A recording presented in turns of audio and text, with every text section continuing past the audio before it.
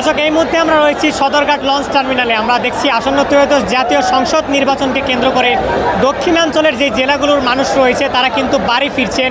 আমরা জানি বাংলাদেশ সরকার কিন্তু এই নির্বাচনকে কেন্দ্র করে 4 দিনের যে সাধারণ ছুটি সেটি কিন্তু ঘোষণা করেছে। তারই ধারাবাহিকতায় কিন্তু দক্ষিণাঞ্চলের যেই জেলাগুলোর জনগণ রয়েছে তারা কিন্তু নিজেদের ভোটাধিকার প্রয়োগ করতে কিন্তু নিজ জেলাতে তারা কিন্তু যাচ্ছে। নির্বাচনে ভোট হচ্ছে, ভোটের মাধ্যমে ভোটের উপলক্ষে আনন্দের সহিত আমরা যাচ্ছি। এখন এই প্রথম ভোট দেব, খুবই আনন্দ লাগছে। ইনশাল্লাহ ভোট দিতে পারবো।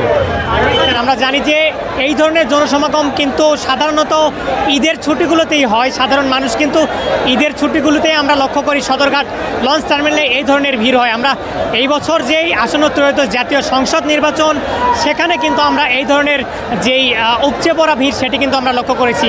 শুধু সদরঘাটই নয়, রাজধানীর বিভিন্ন বাস পয়েন্টগুলোতেও আমরা কিন্তু এই একই ভিড়ই আমরা লক্ষ্য করেছি।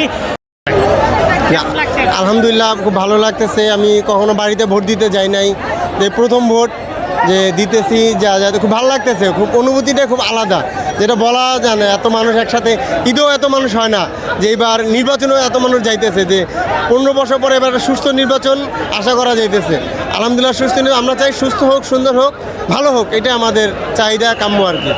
ঘরে ফেরা মানুষদের যেই একটি আকাঙ্ক্ষা সেটি কিন্তু আমরা লক্ষ্য করেছি। তারা নিজেদের ভোটাধিকার প্রয়োগ করতে এবং আপনজনদের সাথে এক নজর দেখা করতে কিন্তু তারা ঘরে ফিরছেন। আমরা তাদের কাছ থেকে যেমনটি শুনেছি যে তারা কিন্তু উৎসবমুখর পরিবেশে এই বছর ভোট দিতে আগ্রহী।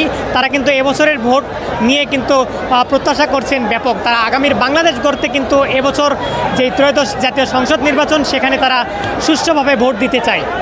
ভালো লাগছে। এবছর ভালোভাবে ভোট দিতে পারবেন কিনা কি মনে হয়? ইনশাল্লাহ পারবো।